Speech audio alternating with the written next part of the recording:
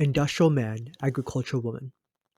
Wendell Berry, in his essay Six Agricultural Fallacies, begins his piece by stating, quote, "It is false that agriculture may be understood and dealt with as an industry." End quote. Berry continues on several reasons that this statement is true.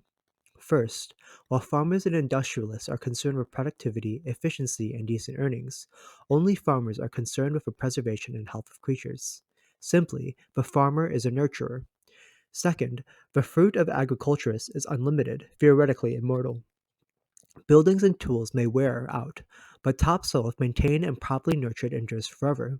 Third, the motives between agriculture and industry are fundamentally different, as the best farms have always been homes as well as workplaces rather than work.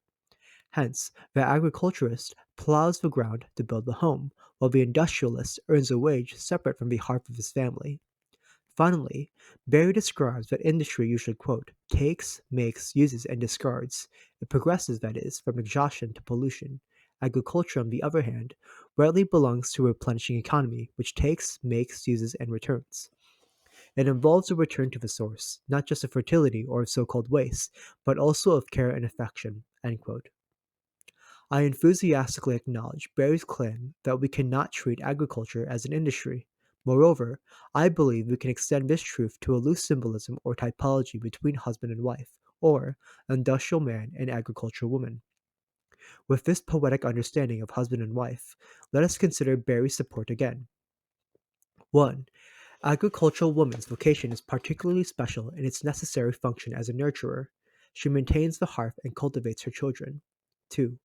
While industrial work is oftentimes limited in its life expectancy, the fruitfulness of child-rearing, if properly done in faithfulness and watered with God's mercy, will have its weight in glory to 1,000 generations. 3. The workplace, an area of harvest for the agricultural woman, is the home. Her work as a mother directly contributes to the household, rather than functionally separate from the upbuilding of a family.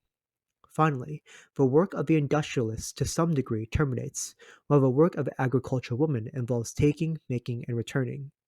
The work of the agricultural woman involves a return to the source, not just of fertility, but also of care and affection. The fruit of a mother's hands returns, replenishes, and grows in glory, while the husband work, while still glorious, terminates and is an end to a means. As we can see, this interpretive pattern seems sensible and fits Wendell Berry's argument. Arguably, a sapling of this may be in his mind when he concludes this essay with, quote, "Thus, in agriculture, the methods of the factory give us the life of the factory, long enough for us, perhaps, but not long enough for our children and grandchildren." End quote. Thus, an industrial posture may provide short-term gains, but only an agricultural disposition will preserve our children and their offspring much after. Man and woman. Finally, in consideration of the interaction between the industrial man and agricultural woman, let us remind ourselves of Berry's original claim that, quote, "it is false that agriculture may be understood and dealt with as an industry." End quote. Moreover, I would add that it is untasteful and unbeautiful when agricultural woman is understood and dealt with as if industry. What do I mean? The error of many men is to treat women as if they were also men. Men and women communicate and build relationships differently. Men wrongly communicate and interact with women when they only consider productivity, efficiency, data, and facts. Men must communicate and treat women as they were agriculturally created, with tenderness, attentiveness, and care.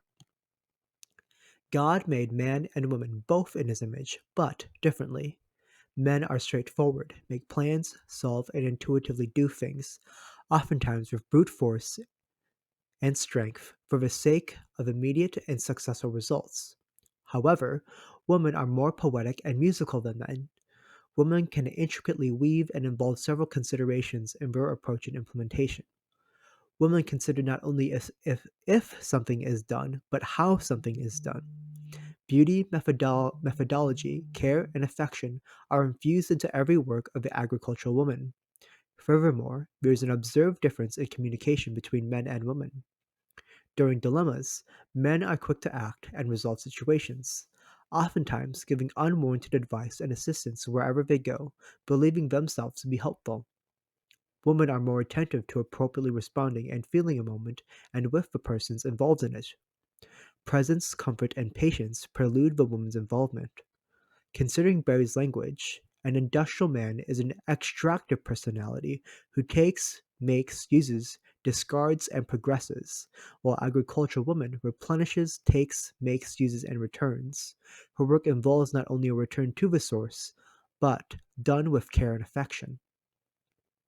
With this consideration in mind, let us stand parallel to Barry and say that agricultural woman may not be understood and dealt with as industry. May men treat woman gently and tenderly as a more honorable vessel. May the church and all good husbands appreciate the work that the mother does inside or outside the home. Let us celebrate and laud the work of the women that plow the future of our households and nurture the saints unto eternal glory. Let us not treat and deal with our women as if they are men, for that is both unsightly and untasteful. Or, as G. K. Chesterton describes, let us not waste our women by making them into terrible men.